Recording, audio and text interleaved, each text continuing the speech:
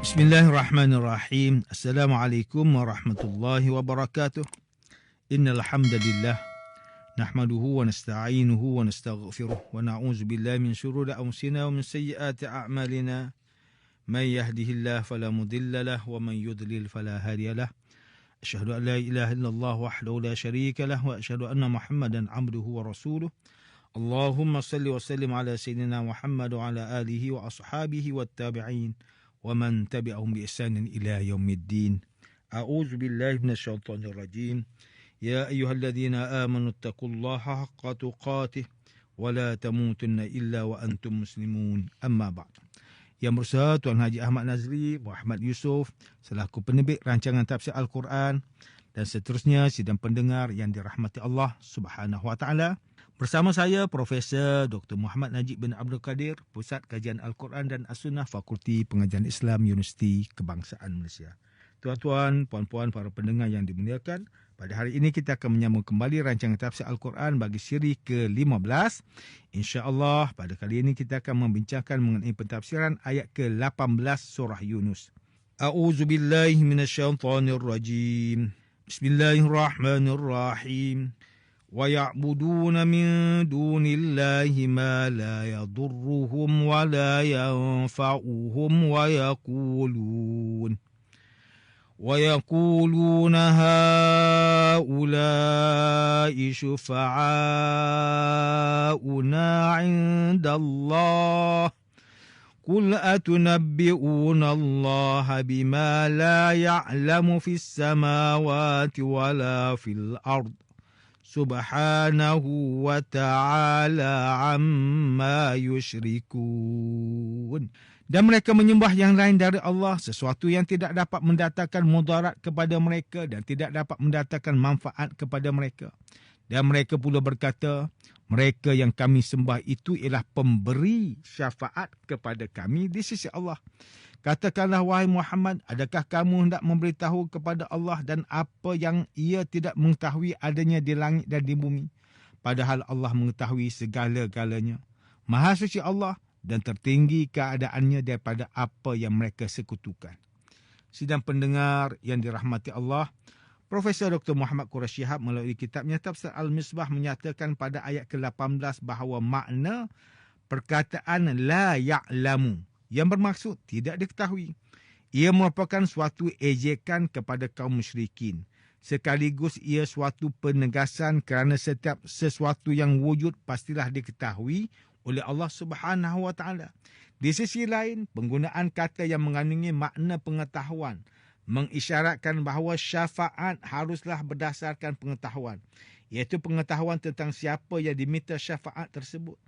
Dalam hal ini kaum musyrikin, para penyembah berhala tidak mengetahui hakikat perbuatan mereka kerana berhala itu adalah benda mati dan kalaupun yang disembah itu hidup, mereka pasti tidak mengetahui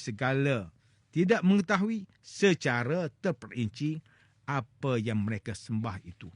Kemudian perkataan syafa'ah diambil daripada kata akar yang bererti merendahkan diri.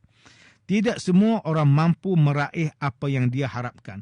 Ketika itu banyak cara yang dapat dilakukan.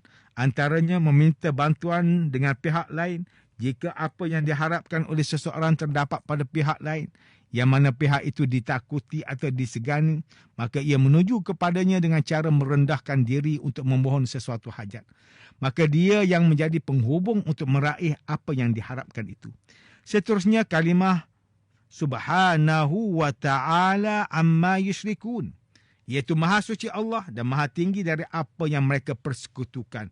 Ia tidak termasuk ucapan yang diperintahkan kepada Nabi Muhammad sallallahu alaihi wasallam untuk disampaikan. Kerana jika demikian, tentulah penuturnya tidak menyatakan apa yang mereka persekutukan, tetapi apa yang kamu persekutukan. Sidang pendengar yang dimuliakan, Profesor Dr. Tengku Muhammad Hasbi As-Siddiqi menulis kitabnya Tafsir An-Nur mentafsirkan ayat ke-18 surah Yunus ini dengan menyatakan bahawa sejarah manusia telah membuktikan sembahan contohnya patung dan berhala tidak dapat memberi manfaat dan mudarat seperti mana yang mereka iktikadkan. Mereka meyakini patung itu mempunyai kekuasaan yang dapat mengatasi segala sebab yang dapat diketahuinya. Misalnya, menyembah berhala yang dibuat dari batu atau kayu dan menyembah patung yang dibuat dari barang logam atau batu atau yang tidak boleh dicipta oleh mereka seperti patung Al-Lata, sebuah batu besar di Taif, atau pohon kayu seperti Al-Uzza, dewa bangsa Quraisy. Orang Arab pada masa jahiliah mempunyai beberapa agama dengan berbagai macam cara ibadatnya, tetapi semua itu mempersekutukan Allah dan tidak mengesakannya.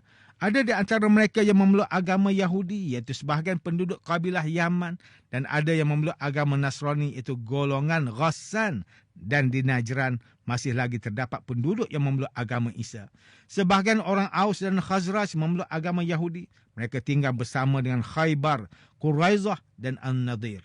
Ada juga di antara mereka yang beragama Sa'ibah, iaitu selain itu ada juga yang mengingkari Tuhan dan hari kebangkitan kelak. Kebanyakan mengakui ada sang pencipta, tetapi tidak beriman dengan hari kebangkitan. Para musyrik telah menyatakan sebab mereka menyembah berhala, sedangkan mereka meyakini bahawa berhala itu tidak dapat memberi manfaat dan kemudaratan, dengan alasan bahawa perbuatan sembahan itu hanyalah untuk mendekatkan diri kepada Allah. Untuk membantah pembohongan itu, maka katakanlah, wahai Muhammad sallallahu alaihi wasallam, sekiranya ada pemberi syafaat yang akan memberikan syafaat untuk kamu di sisinya, tentulah Allah lebih mengetahui masalah mereka. Maka tidak ada pemberi syafaat dan tidak ada sekutu bagi Allah. Maha suci Allah dan maha tinggi dari adanya orang yang menjadi tempat perantara antara Allah dan hamba-hambanya. Dalam ayat ini Tuhan menjelaskan tentang kesesatan para penyembah berhala. Ia bukanlah perbuatan yang layak dilakukan oleh orang yang berakal.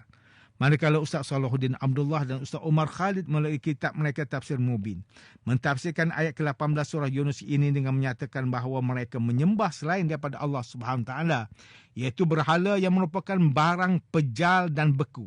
Ia juga merupakan sesuatu yang tidak dapat mendatangkan mudarat dan manfaat kepada mereka. Mereka berkata berhala yang kami sembah ini ialah pemberi syafaat kepada kami di sisi Allah Subhanahu Taala di akhirat nanti. Sedangkan berhala itu ialah batu pejal yang tidak mampu melihat dan mendengar sesuatu pun. Katakanlah, wahai Muhammad, adakah kamu nak memberitahu Allah bahawa Allah itu mempunyai rakan kongsi yang dapat memberi syafaat bersama-sama Allah, sama ada di langit atau di bumi? Sedangkan Allah maha mengetahui segala-galanya. Maha suci Allah dan maha tinggi keadaannya daripada dakwaan orang zalim dan musyrik itu. Seterusnya, Profesor Dr. Haji Abdul Malik bin Abdul Karim Amrullah atau lebih dikenali sebagai Hamka, melalui kitabnya Tafsir Al-Azhar, ketika mentafsirkan ayat ke-18 surah Yunus, mereka mempertahankan apa yang mereka sembah. Sedangkan sembahan mereka langsung tidak mempunyai sebarang kelebihan seperti kayu, batu, berhala, keris, pedang, burung, gunung dan sebagainya. Itu memberikan manfaat dengan kehendak sendiri kepada manusia. Atau dapatkah sembahan itu memberi manfaat mengikut kehendak manusia itu sendiri? Maka untuk menjawab pertanyaan mereka itu, maka katakanlah kepada mereka, wahai Rasulullah sallallahu alaihi wasallam, katakanlah, apakah kamu mahu menerangkan sesuatu yang tidak diketahui olehnya setiap perkara yang ada di langit dan bumi? Persoalan ini agak keras yang membawa erti bahawa Allah Subhanahu Wa Taala Maha Kuasa setiap perkara di langit dan di bumi, bermula dari sebesar-besar perkara sehinggalah perkara yang paling kecil, walaupun pada akal waras akal manusia merasakan mustahil kekuasaan itu. Maha suci Allah dari prasangka mereka yang karut-marut itu. Maha tinggi Allah dan maha mutlak kekuasaan Allah bahawa dia tidak memerlukan para perantara, orang tengah, pembantu peribadi atau untuk menyampaikan sesuatu hajat. Semua perbuatan itu bukanlah menyembah Allah tetapi menghina dan mengurangkan kemuliaan Allah SWT. Ayat ini menjadi pengajaran kepada umat Islam bahawa tidak boleh menyembah atau memuja sama ada kepada manusia, malaikat, batu, berhala, kayu ataupun tempat perkuburan yang dianggap mempunyai wali atau keramat tertentu. Sidang pendengar yang dirahmati Allah, demikianlah tafsir bagi ayat ke-18 surah Yunus menurut pentafsiran oleh para ulama. Kesimpulannya, ayat ini menceritakan perihal kaum musyrikin yang tegar mengabdikan diri kepada berhala. Namun berhala yang mereka sembah itu langsung tidak memberi mudarat maupun manfaat kepada mereka. Bahkan tidak sedikit pun dapat memberi syafaat sebagaimana yang mereka katakan. Mereka menyangka bahawa Allah tidak tahu. Walhal sesungguhnya Allah Subhanahu Wa Taala Maha mengetahui. Tidak ada pemberi syafaat dan tidak ada sekutu baginya. Firman Allah Taala dalam surah Az-Zumar ayat ke-17, وَالَّذِينَ اجْتَنَبُوا الطَّاغُوتَ أَنْ يَعْبُدُوهَا وَأَنَابُوا إِلَى اللَّهِ لَهُمُ الْبُشْرَى فَبَشِّرْ عِبَادِ. Dan orang yang menjauhi dirinya dari menyembah atau memuja tagut serta mereka rujuk kembali taat bulat-bulat kepada Allah, mereka akan beroleh berita yang menggembirakan sebaik sahaja mereka mulai meninggal dunia. Oleh itu, gembirakanlah hamba-hambaku. Sidang pendengar yang dimuliakan, antara pengajaran yang boleh kita ambil daripada tafsir ayat ke-18 surah Yunus ini, pertama, umat Islam perlu meyakini bahawa tiada Tuhan yang layak disembah melainkan Allah Subhanahu Taala dan turut meyakinkan masyarakat bukan Islam tentang ini melalui dakwah kepada mereka. Kedua, Allah Subhanahu Taala Maha mengetahui segalanya dan tiada satu pun perkara yang tersembunyi tidak diketahui olehnya. Maka jauhkanlah diri daripada berbohong, menyangka bahawa Allah tidak tahu atau melakukan kemaksiatan yang tersembunyi kepadanya. Sidang pendengar yang dirahmati Allah, sekian sahaja rancangan tafsir Al-Quran pada hari ini. Semoga kita semua mendapat manfaat daripada perbincangan ilmu ini. InsyaAllah, mudah-mudahan kita akan bertemu lagi pada siri rancangan tafsir Al-Quran yang akan datang. Wabillahi taufiq wal hidayah. Wassalamualaikum warahmatullahi wabarakatuh.